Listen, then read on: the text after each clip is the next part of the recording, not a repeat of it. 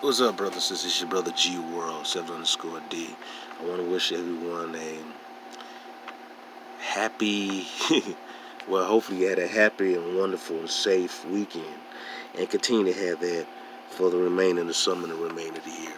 All right. Now here's a book that I showed the other day. It's Concise Natural History of East and West Florida. All right. This is a racist book, but this is still an interesting book that you need to check out. Notice the pictures of the two black folks. This is a Chickasaw. And this is a Choctaw. All right. You see, this is obviously a sister, and this is obviously a brother. All right. Show a picture of his head. It's a plant, and it's a petroglyph. A picture. So like a hieroglyph over the petroglyph. All right. I'm going to turn to page 43 and emphasize something, because there's some of our people who still thinking that we only brought over the slave ships, man. I don't understand that. Okay, here it is right here. I'm going to start here. All right, if I can focus on there, okay. East and West Florida came under British jurisdiction in 1763, according to the terms of the peace treaty that ended the 7 Years' War. In Europe, there was a 100 Years' War and a 30 Years' War, where a lot of the black nobility was fighting the Germanic tribes, an oncoming horde of white Germanic tribes. All right. So I just want to mention that East Florida stretched southward from the St. Mars River, which formed its northern border with Georgia, to the Florida Keys. The western boundary of the colony was the Apalachicola River, where West Florida began. Okay. St. Augustine was virtually the only area of European settlement in the formerly Spanish colony. Although abandoned mission sites and rancheros dotted the peninsula, most of the land within the colony's boundaries was acknowledged by the British to belong to the Creek Indians. Additionally, numerous villages in the upper and central portions of the peninsula have been recently settled by the Seminoles, part of the Lower Creek Confederation of Tribes. West Florida extended westward from the Apalachicola River all the way to the Mississippi River, and northwest to 33 degrees and 28 feet, thereby including the burgeoning settlement along the Mississippi River that stretched northward to the Natchez area. About one half of the modern state of Alabama was included within the colony's borders, as were substantial parts of the modern states of Mississippi and Florida, as well as parts of Louisiana. Although the capital of Pensacola was originally settled by the Spanish, most of the colony had been French territory. In a separate treaty in 1762, France had ceded Louisiana to Spain. At the close of the war, Spain retained Louisiana west of the Mississippi River, including the island of New Orleans, which actually lay to the east of the river. Both East and West Florida claimed lands not ceded to the Crown by the Creek and the Choctaw Indians, and the history of both colonies was marred by conflict with these tribes over illegal white settlement and encroachment on Indian hunting lands. West Florida was the most populous of the two colonies and boasted numerous settlements, including the Pensacola, the Mobile, the Biloxi, and the Natchez. Okay, I'm going to stop right there. All right. Now here's a little map of East and West Florida. And we're going to West Florida here. See this West Florida? This is East Florida. And this is the Apalachicola River dividing it. All right. I'm going to go to page 122. I'm going to show you something. All right. And this is not me making up. This is now Afrocentric history. This is a Chickasaw, a head of a Chickasaw Indian. Let me get it focused. Okay. This head of a Chickasaw Indian. All right. You obviously tell that's a Negro. Look at the feathers in his head. Now you see feathers on the head in a lot of these certain African tribes. You also see the feather with a lot of the black nobility over Europe, and you see feathers with a lot of the black people in the Pacific Islands and Australia. A lot of them wear feathers. They have the feathers on there. So, and look at it, the way the feather is worn. It looked like that image that you see with the Egyptians used to wear with Ma'at. But this is in your face, man. But I also understand that you really had to do deep research to see this. But this is obviously a Negro. Now, during this book, they started using Negroes and separated from Indians, and then basically just making it seem like they're different races, in which they weren't different races, and making them seem like they were totally separate from each other. You gotta understand how these white writers write, and how they basically just contradict themselves all through these books. But that's obviously a Negro, man. There's no question about it. That's a Chickasaw Indian, man. And one of the downfalls I'll get to that in a second. I'm going to go to the next page, next one. And I'm going to show you a picture of a Choctaw. All right? Yeah. That's obviously a black woman. Let me get focus. That's the only thing I hate about the phone right here. Focus right here. That's obvious a sister, man. That's right. That's obviously a black woman, man. This is not enough for debate. So when you hear Negroes tell you that black people weren't here, these tribes were black. Let me emphasize this.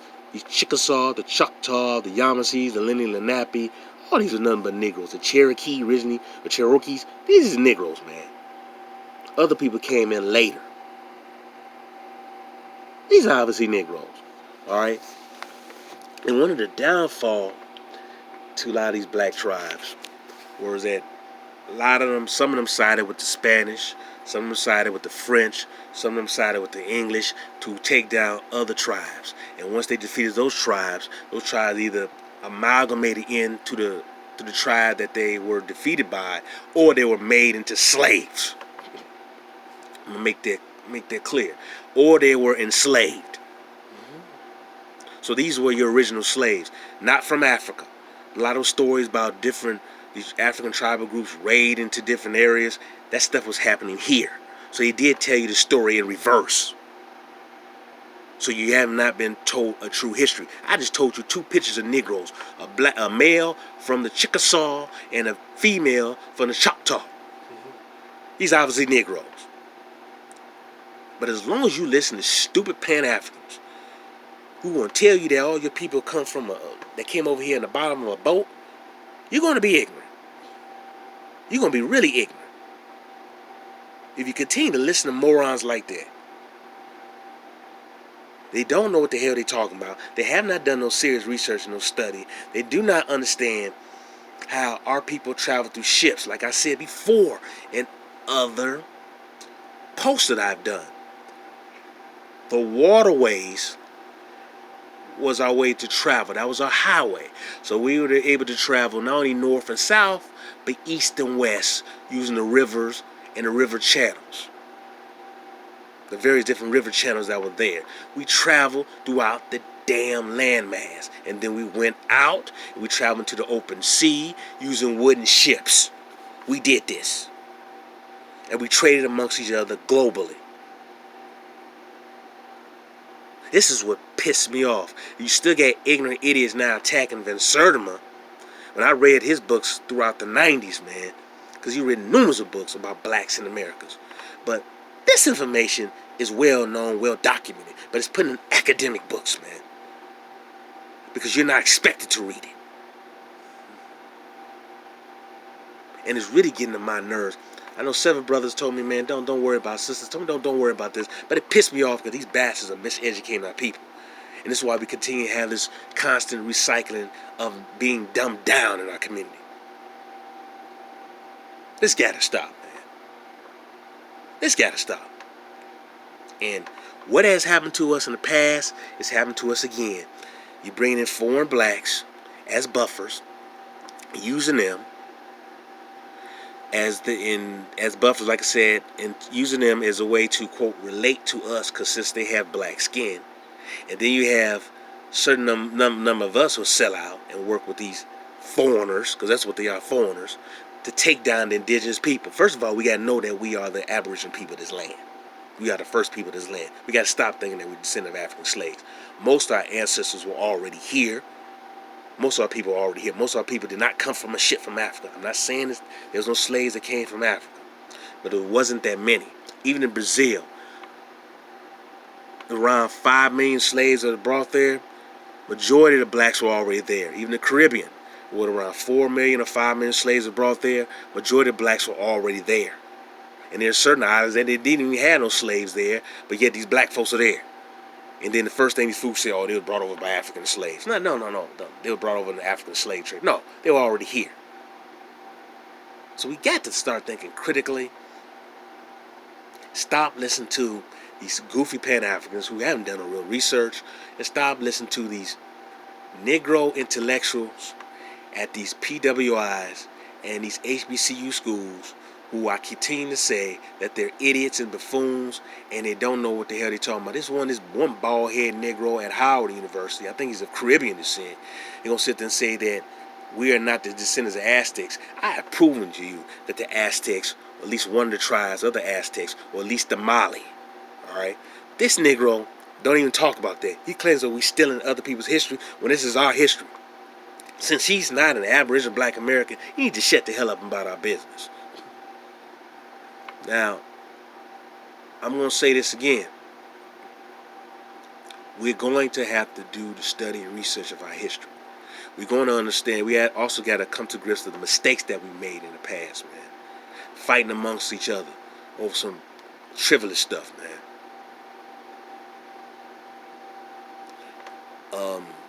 Hating each other because one group believes in doing certain things different from another group. We got to stop that, man. We have to stop that. We need to realize that we're all we have. So we got to let this stuff go. Let that little divisiveness that we have, little petty divisiveness go, and realize that we have a greater enemy. And actually, some of them, unfortunately, look like us, who are working with the greater enemy to try to destroy us and take us down. First of all, we must reclaim our true history. We are the original people of this land, not Siberian Asians. We are the original people of this land. All right?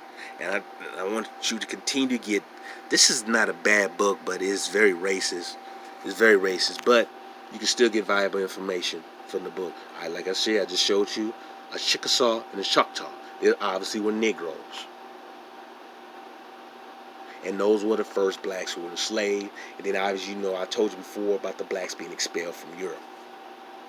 And even after 1492, there were still blacks running Europe, I want to say, until the early 1800s.